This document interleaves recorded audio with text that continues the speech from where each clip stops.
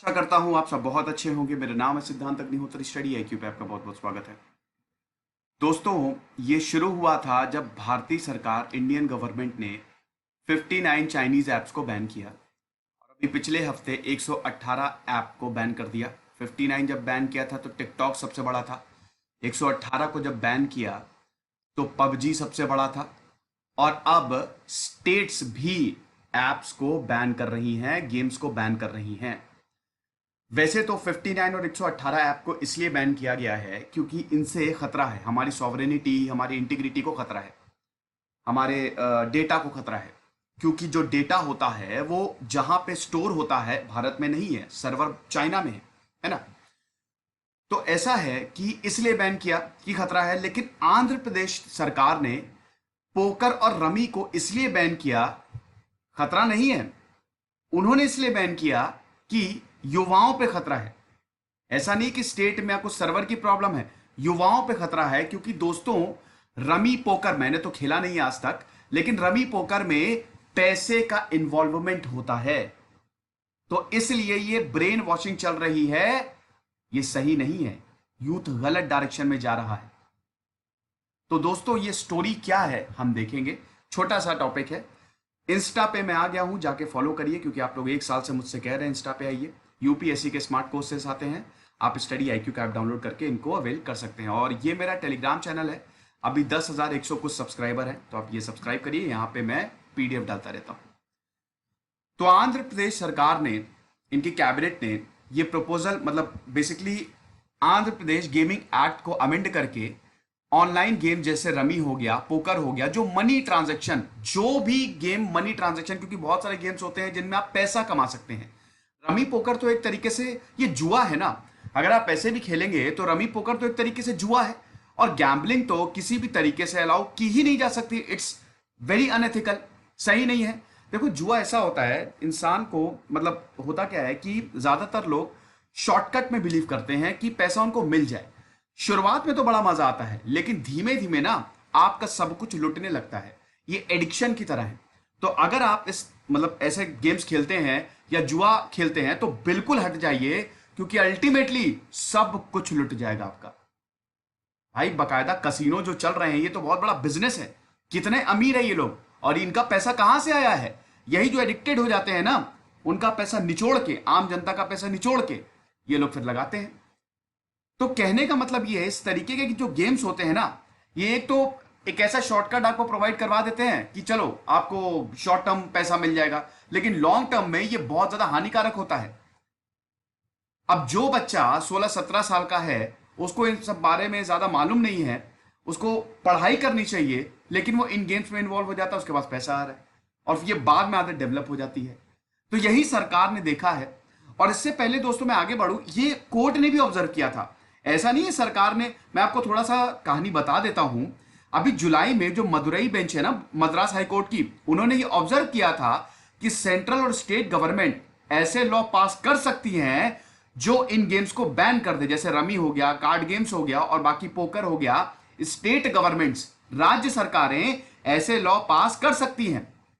तो ये प्ली को सुनते हुए जस्टिस पुगालेंडी जो थे, ठीक है, उन्होंने ये बोला था कि जो तमिलनाडु गवर्नमेंट है, उन्होंने इस तरीके के इंसिडेंट को प्रिवेंट किया है जो गैम्बलिंग की तरफ जाती हैं, जिसमें फिजिकल और ऑनलाइन लॉटरी टिकट्स का सेल होता है 2003 में।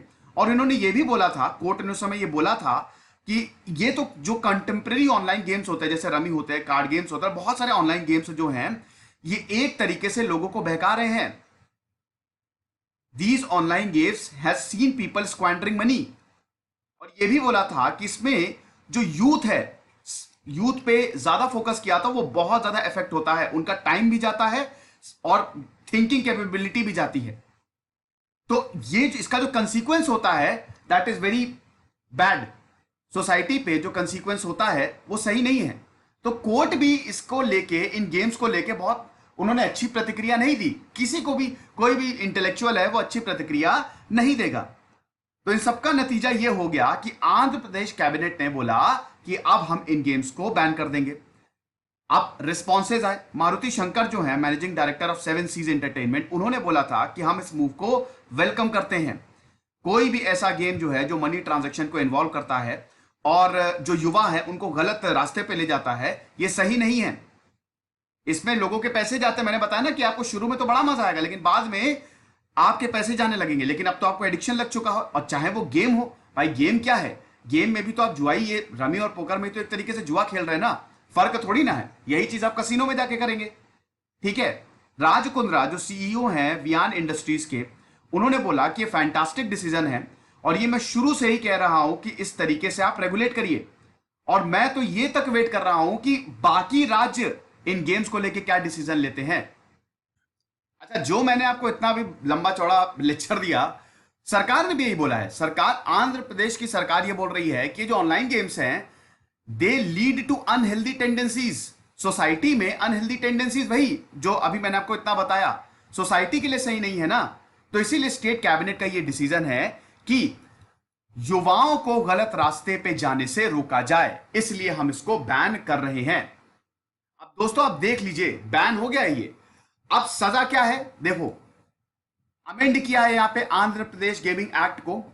अगर आप गेम खेलते हुए पकड़े गए, 6 महीने की सजा होगी। 6 महीने की सजा होगी, और जो गेम को प्रोवाइड कर रहा है उसको 1 साल की सजा होगी। यानी कि 6th month imprisonment for those who indulge in playing. अगर आप खेल रहे हैं तो आपको 6 महीने, और जो ऑर्गेनाइज करवा रहा है उसको 1 साल की सजा होगी।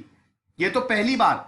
दूसरी बार अगर आपने वॉयलेट किया तो imprisonment will be for 2 years, 2 साल तक की सजा होगी, और फाइन भी लगेगा।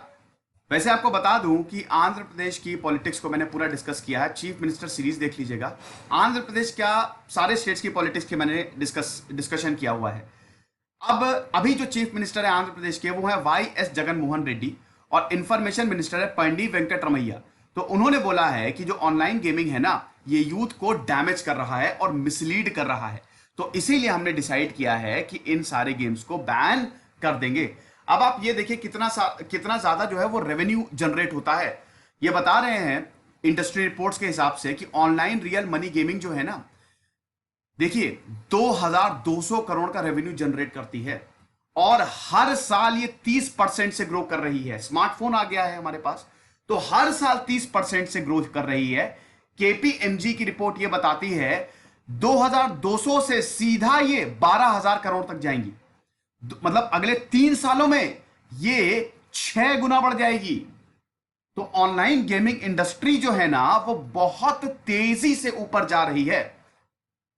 ठीक है, कोई प्रॉब्लम नहीं है, आप गेम्स खेलिए, लेकिन वो गेम मत खेलिए जिसमें मनी ट्रांजैक्शन होता हो, जो आपको बोले कि हम आपको पैसा दे देंगे। क्योंकि जो शॉर्टकट होता है ना, अल्टीमेटली ये आपको ही बहुत नुकसान पहुंचाएगा। तो अपने दिमाग को ऐसे काम ना करने दें। फिलहाल ये आंध्र प्रदेश सरकार का डिसीजन था, और हम यही आशा करते हैं कि बाकी स्टेट्स भी अब कुछ सोचें। खुश रहिए, पढ़ते रहिए। जैसे सिद्धांत अग्निहोत्री, साइनिंग।